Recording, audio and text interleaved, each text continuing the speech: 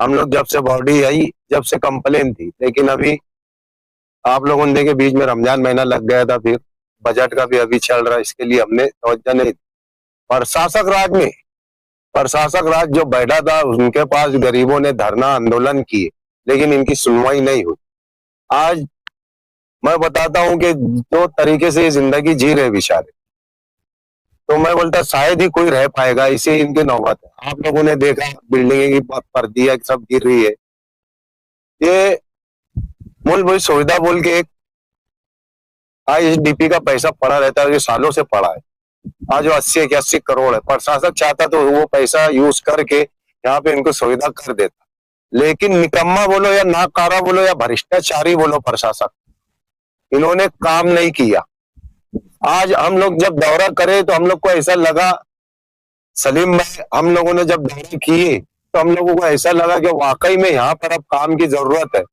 हमने कमिश्नर साहब को भी फोन किए, हमको आसिफ साहब पास भी कंप्लेन की ये लोगों ने, महापुर मैडम उनके पास भी कंप्लेन किए।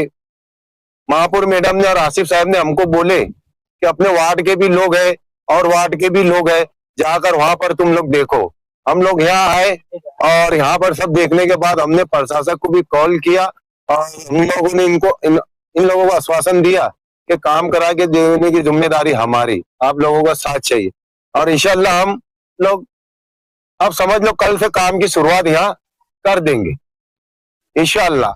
अभी हमने मुरुम गिरा है वहां पर 5-6 डंपर। लाइट 15 दिन से लाइट नहीं थी, एमपीएसएल को बोल के हमने केबल डलवाए, नवी केबल डलवाए, लाइट वगैरह चालू हो गए। अभी कुछ लाइटें भी दी हमने वहां पर, तो अब लाइट लगना चालू हो जाएंगे कल से। और जो भी इनकी सुविधा का है काम हम लोग करेंगे, चाहे इसके लिए हमको कितनी भी बड़ी लड़ाई लड़नी पड़े।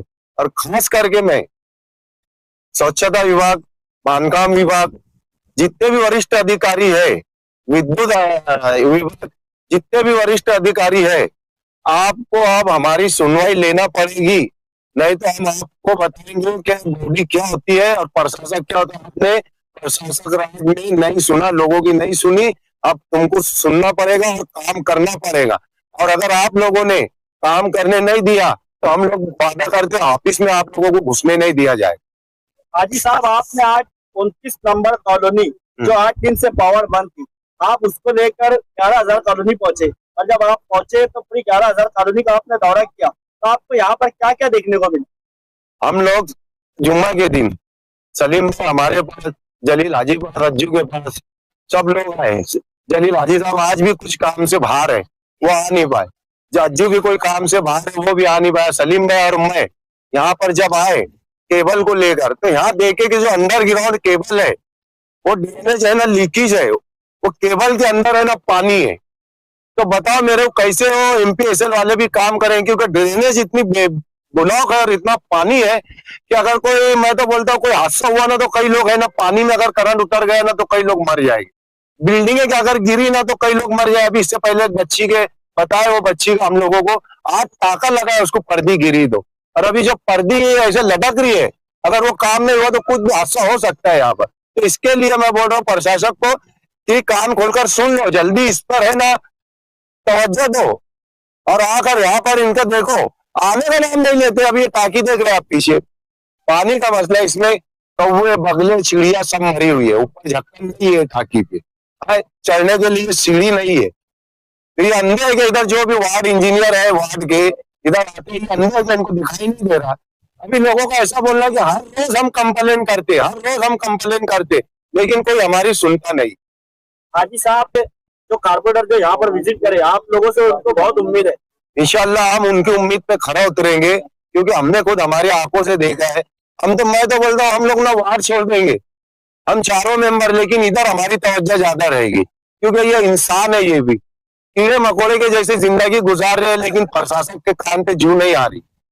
हम तो एकदम खतरनाक अभी वार्निंग देना चाहूंगा मैं कि प्रशासक अब काम करने के एक्टिव हो जाए एकदम, ना तो हम एक्टिव होंगे ना तो तुमको ऑफिस में नहीं घुसने देंगे, और जब हम बोलेंगे यहाँ विजिट करने का उनको विजिट करना पड़ेगी।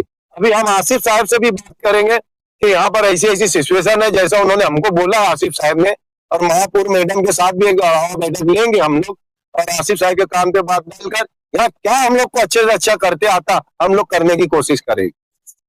हमारे हाउस लीडर निहाल हाजी साहब, महमूद शाह साहब और मैं खुद यहाँ पर 11,000 कॉलोनी का दौरा किया, क्योंकि जुमा के रोज आसिफ भाई, इम्तियाज भाई, इन लोगों ने जो पावर 3-4 रोज से जो डीपी उड़ी हुई थी और 3-4 रोज से पावर नहीं थी, वो मसले को लेकर के भाइयों का और लेडीज लोगों का और हमारे जो मर्द हजरात का एक बड़ा मंडल जो हमारे पास आया और उन्होंने हमसे ये शिकायत की कि 3-4 रोज से वहां का बिजली लाइट जो है हमारा बंद है, डीपी बंद है। हमने वहां पे बिजली के अधिकारियों से बात किया तो उनका ऐसा कहना था कि यहाँ पे इन पे तकीद ज्यादा है, हम वो चालू नहीं करेंगे।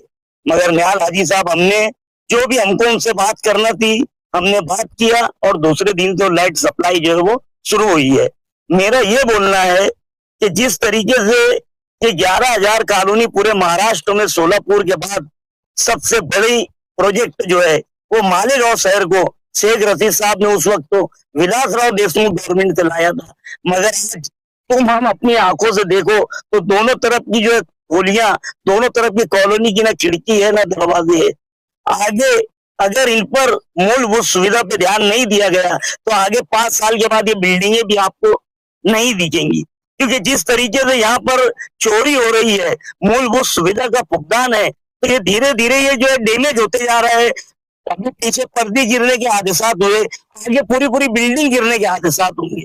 तो अब हम इस बात को लेकर के निहाल हाजी साहब, हमारे कारपोरेटर, हम हमारे लीडर आसिफ शेख रशीद साहब से बात करेंगे, मेयर साहिबा से बात करेंगे, कमिश्नर से बात करके अलावा बैठक लगाएंगे। वो बैठक में सभी पद अधिकारी और सभी अधिकारियों को बैठ करके यहाँ पर हम मूलभूत सुविधा क्या दे सकते हैं। अगर ये कॉलोनी को जिंदा रखना है तो इसकी मूलभूत सुविधा और इसके मेंटेनेंस पे ध्यान रखना होगा, और नहीं तो आने वाले 10 साल के बाद भूल जाना कि कभी मालेगांव में कभी कोई 11,000 हाउसिंग कॉलोनी या आवास की कॉलोनी कोई गवर्नमेंट की तरफ से बनी होंगी, नहीं दिखेंगी आप। अभी जैसा कि करोड़ों रुपये लगा करके यहाँ गार्डन बनवाया जा रहा है, मगर इतने जो रहवासी है उनके लिए एक छोटा सा इमदादी दवाखाना भी नहीं है, उसके लिए आप क्या करना चाहेंगे? ये गार्डन तो जो है इसके फंड से बना है, अभी मुझे इसका इल्म नहीं है, मगर यहाँ पर क्लिनिक में जो है बेड लगना चाहिए, सलाइन वगैरह की सुविधा रहना चाहिए। अब हाजी साहब हमारे अधिकारी से वो भी बात करेंगे।